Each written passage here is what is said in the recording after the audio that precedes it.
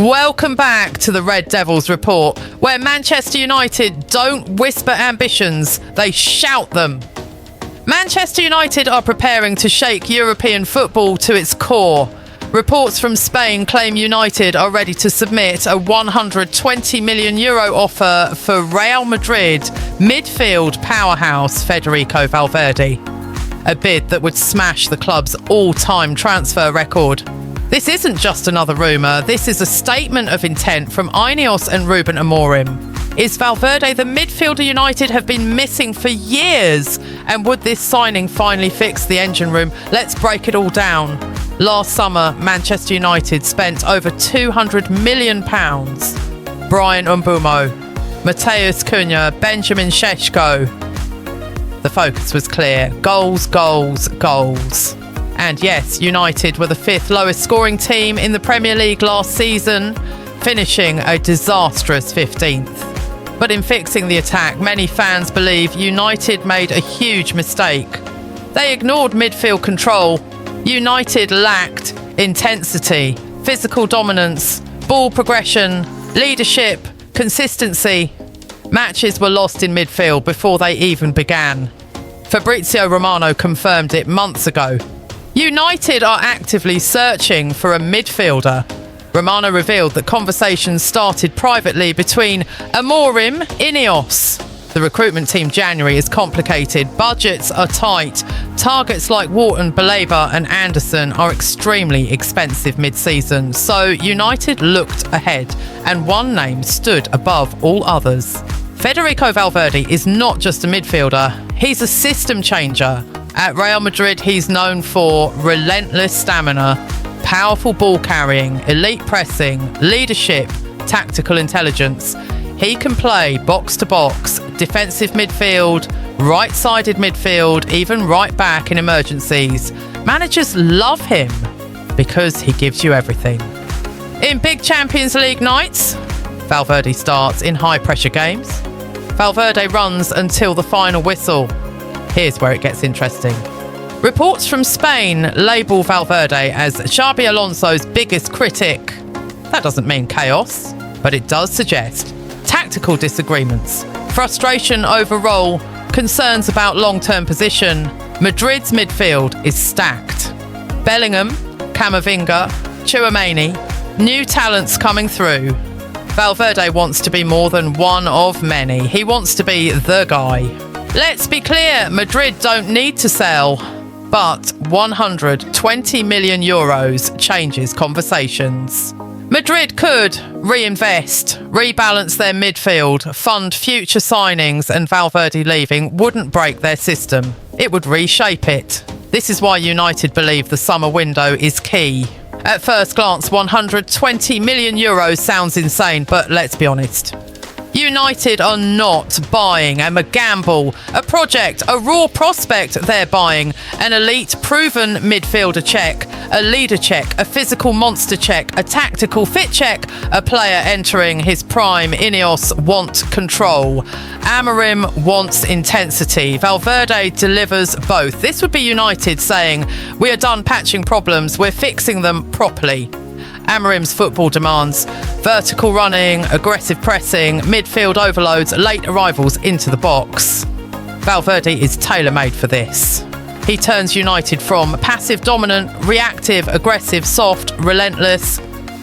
This isn't a luxury signing, this is a foundation signing. Here's what decides this deal. Madrid's openness, Valverde's desire for leadership, United's willingness to move fast. The report says United are ready to negotiate immediately if Madrid listen. If the door opens even slightly, United will push hard. So Red Devils, be honest.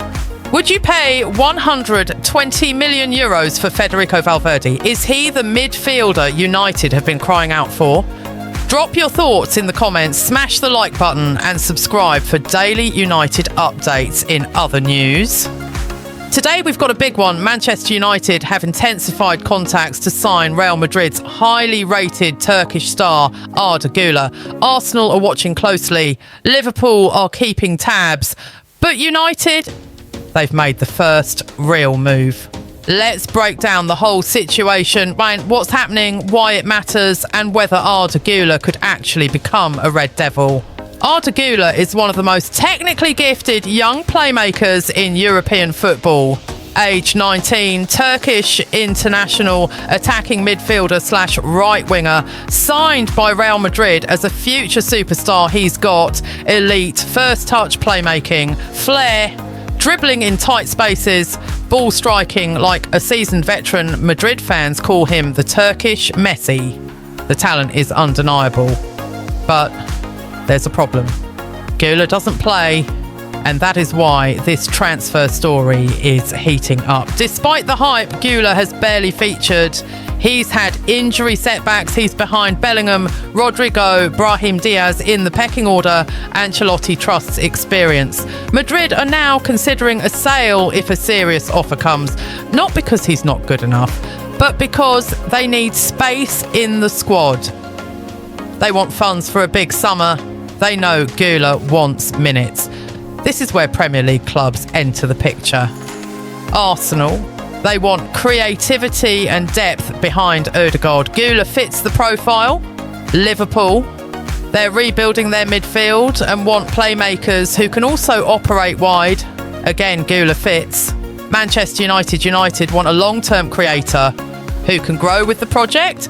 And they're the club that has already accelerated contacts with the players' reps. United moved first. That matters. According to reports, United have contacted Guler's representatives, asked for availability, discussed role in the team, shown willingness to offer him regular minutes. This is United taking the initiative, not waiting for the market to develop. Ruben Amorim wants more technical creators who can unlock deep blocks. Guler fits that mould better than any teenager in Europe right now. This move isn't just about talent, it's about system fit. Guler's priority is simple, regular football, not promises, not hype, actual minutes. At Real Madrid, he's barely playing. But in the Premier League, if a club guarantees him a serious development plan, he'll move. And United are offering exactly that. Rotation with Bruno Fernandes back up or competition for the right wing, opportunities in domestic cups, a long-term pathway to becoming a starter. This could be perfect for him. United need a long-term attacking midfielder, creativity, technical security players who can progress the ball. If future star Guler gives you all of that, and he's still only 19. His ceiling, top 10 playmaker in the world, and United wouldn't have to overspend since Madrid may accept a reasonable fee. This could genuinely be a bargain transfer in 2 years' time. Right now, United are the most proactive. Arsenal are interested but slower. Liverpool are monitoring. Madrid are open to a sale. Guler wants minutes, so the destination might depend on one thing. Who puts forward the first official bid with guaranteed playing time? If United make that move, they could lead this race from start to finish. So, will Arda Guler become Manchester United's next young superstar? Let me know your thoughts in the comments. Should United push hard for this deal, or is he still too raw for Premier League football? As always, thanks for watching the Red Devils Report, where the passion never stops. And until next time, keep the red flag flying high. In other news, multiple reports from Italy and England now claim that Mainoo is 99% of the way toward a shock transfer to Napoli. A permanent transfer, not a loan, not an option, a sale. This is the move nobody predicted, and yet it's suddenly the most advanced piece of business United might make this winter. Today we're breaking down everything. Why he wants to leave, how far the deal really is, who United want as his replacement, and the long-term implications for INEOS and Ruben Amorim. Let's dive in. Let's start from the beginning. Mainoo didn't walk into this season expecting to be a bench warmer. The club believed in him. The fan base adored him. He was seen as part of the future project, but under Ruben Amorim, minutes have dried up. His involvement has been irregular, unpredictable, and for a young midfielder, honestly damaging. Sources say Mainoo feels underused, undertrusted, like he's regressing rather than growing. He's trained well. He's done everything asked of him.